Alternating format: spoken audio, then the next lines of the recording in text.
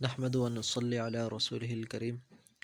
حضرت عبداللہ رضی اللہ تعالیٰ عنہ سے روایت ہے، وہ فرماتے ہیں کہ حضور صلی اللہ علیہ وسلم نے ارشاد فرمایا کہ جس شخص کے سامنے کوئی اچانک کوئی مصیبت زدہ یا کسی بیماری میں مبتلا کوئی شخص اس کے سامنے آئے اور یہ آدمی یہ دعا پڑھ لے، الحمدللہ الذی عافانی مما ابتلاک بہ وفضلنی علی کثیر ممن خلق تفضیلا، کیا؟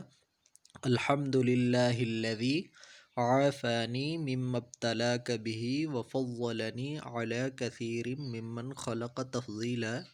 تو اللہ کے نبی نے فرمایا کہ یہ پڑھنے والا آدمی اس بلا اور مصیبت سے محفوظ رہے گا جس میں وہ دوسرا شخص ہے، مثلاً فالج کے اندر ہے یا کانا ہے، نابینا ہے یا لنگڑا ہے، یا جون سی ایسی بیماری ہے، تو اللہ کے نبی نے فرمایا جب یہ اس آدمی کو دیکھ کر دعا پڑھ لے گا تو کبھی بھی اس کو یہ بیماری نہیں لگے گی۔